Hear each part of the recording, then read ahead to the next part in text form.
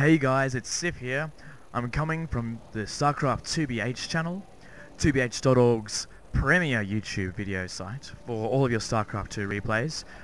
So I'm Sif, as you know. I'm currently a rank 206 in Southeast Asia, obviously playing in the Diamond League. I've got a few games under my belt. I've been playing Starcraft since 1998 and been a part of the 2BH scene since 2003. So what are we doing today? I am giving you the warm-up taster for our favourite players at the moment, Voices, who's currently rank number 24 in all of Southeast Asia, versus his arch nemesis Miz. And Miz is currently ranked 362, but he's equally skilled. He just hasn't got as many games and thus points as Voices has currently got 1,756 points for his ladder. So what are we doing today? We're playing a game, 1 vs 1. Voices is the Terran, blue, bottom left corner. Miz is pink, lovely pink, top right corner. I'm not sure if Miz chose that on purpose, and if he did, I'm sure it was definitely because he likes the colour pink. So we're playing on Blistering Sands. You guys know this map well. A few of the features. We've got destructible rocks at the rear of the main base that has to have some kind of building or unit there to grant vision of for the player that's in that base. We've got a reasonably well defended choke at the front entrance and a very easily securable natural expansion. So we're looking forward to seeing how the short to medium rush distance plays out. We might see some early aggression from Miz, being the Protoss player. Early game, it's definitely a possibility for Miz to get some harassment out to attack, against Voices, what seems to be a standard opening, where he's got one barracks, pumping a reen and getting the usual gas with an orbital command. But we've got here only one gateway coming from Miz with gas, so we look to see a cybernetics core. So it looks like Miz, we're going for some kind of tech. We could see a Robo Baby made on a bit later on.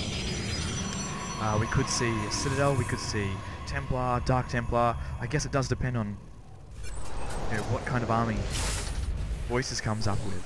Voices gone with a tech lab though, so we could be seeing some early Rauders, or he might be doing it, which some people do with the 1-1-1 build, to use as a tech lab for either the starport or the factory a bit later on.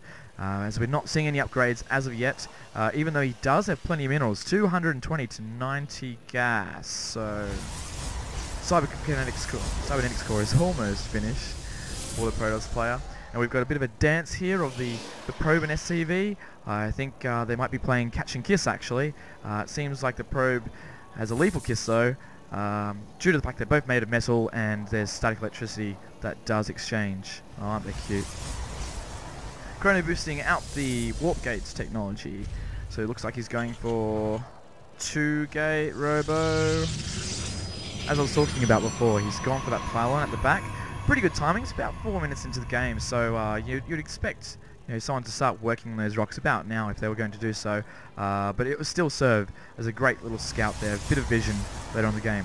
Speaking of pressure, at about 4 minutes, we've got 2 Rauders and a Reen, which is a great little composition to start game. Microing them, he could actually take out the Zealot.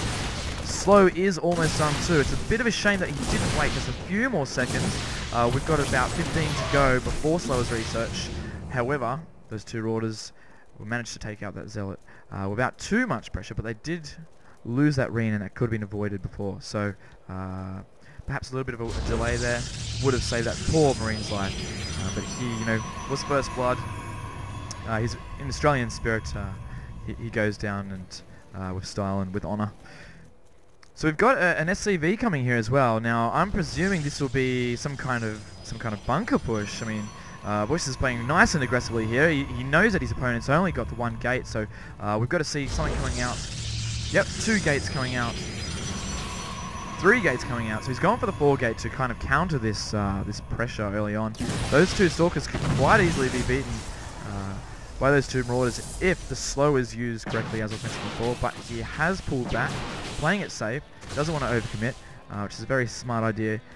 He doesn't want to lose those Marauders early on, although he could possibly kill those 2 units there. Looking at army values, I mean, we're pretty even up as well. We've got 36 food to Miz, We've got 33 to Voices. As far as Harvest is concerned, we're on 27 to Miz and 23 to Voices. So here we've got a factory. He's lifted the factory. He's going to be making a starport with the SCV that just completed the factory, which is pretty cool because that little SCV, he doesn't like exercise. He's a bit overweight, so he decided just to stand there and make it. We're seeing a factory block.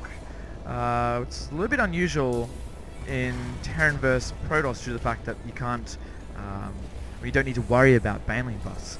So we'll see why that's going there. I mean, it might just be more effective. Maybe Voices, who is ranked 24, knows something that I don't. But as far as that's concerned, as a tech building, I'd personally like to see that back and perhaps having something else up there. I mean, a bunker and 2 supply depots would be more than adequate for, for a block. We're seeing Miz here move out. Will he be testing the water? Will he just be trying to secure a natural expansion? We do have a probe coming down here. What sort of probe are you doing? He's got minerals. He's cashed up. He's got his credit card with him. Maybe he's going to go give a present to Voices. Where's he going? He's going to be securing the tower. The Xel'Naga tower is really great to control both of these Xel'Naga towers, guys. If you can grab... nice. Proxy pylon. Forward proxy pylon, and he's working the back rocks. But as I was saying, if you can grab both of those Xel'Naga towers, you have like almost complete coverage of every attack route, with the exception of there. But every ground attack route you can see, and you can prepare in time. You can work out of the other person's army is bigger, whether you need to retract and defend, or you can snap up, surround it, and take out, and maybe even take the game, because that's usually what happens in Starcraft 2 when an entire army is worked upon and is destroyed, and the other person still has a sizable force. There's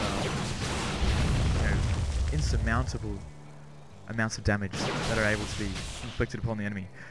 Now Voices here, he has seen the attack coming because he has got the supply depot, and Miz has decided to go straight in for the command center instead of taking out those supply depots. Now, wow, I mean, completely outnumbered here. He's actually having to pull SCVs, and the income takes a massive drop, 200 to 800. Unfortunately, this Banshee doesn't have cloak. It's going to go down. We've got a nice little Marine water ball being microed very efficiently. That was a bit of a blunder. We don't have Stim here. Stim is only 5-6 complete, and without Stim it's going to be very difficult for Voices to get out of this mess, but that bunker's coming in very handy. He's microing to his best ability and has actually managed to prevent complete annihilation, although he has lost almost half of his SCVs. One of the things about Terran as well to note is if you do have a mule, you can actually lose significant amounts of SCV and not actually have to worry about your income taking a huge dive. As you can see here, just because he has this one mule and he's lost half of his SCVs, he is still in the running now with Miz's income. But we have another attack here. Charge has been researched for these zealots. He hasn't had enough time. Sorry, Voices has not had enough time to pump more troops. He's succumbing to this 4-gate pressure, and Robotics is on the way, so he's taking up to either Immortal or Colossus. I'm assuming it would be Colossus if this game is to continue. But just working with these Stalkers on Voices SCVs, and wisely taking pot shots on the mule as well. That'll be very, very damaging to Miz's potential of producing more troops and staying in this game. I think it's going to be all over. But who knows? There's the GG. There's the GG from Voices. It was well played. Miz noticed that he was going for only 2 racks and then to tech. And one of the good things as a Protoss player that you can do is be very responsive after scouting to Terran, because as long as they don't go for 3 racks to 5 racks in the beginning, if you see any forms of tech, usually with the 2 gas there and a tech building, if you can scout that, or if your opponent, like Voices, decided to float the racks, the best bet for you is to go to 4-gate to pump a Zealot heavy army with a few Stalkers in there for support. You don't really need sentries, although they do come in handy if the opponent has gone for Marine heavy, because they do reduce the damage quite significantly then. But the point of the matter is to apply pressure as quickly as possible. You can put on a timing attack that will take advantage of the fact that the Terran will be teching,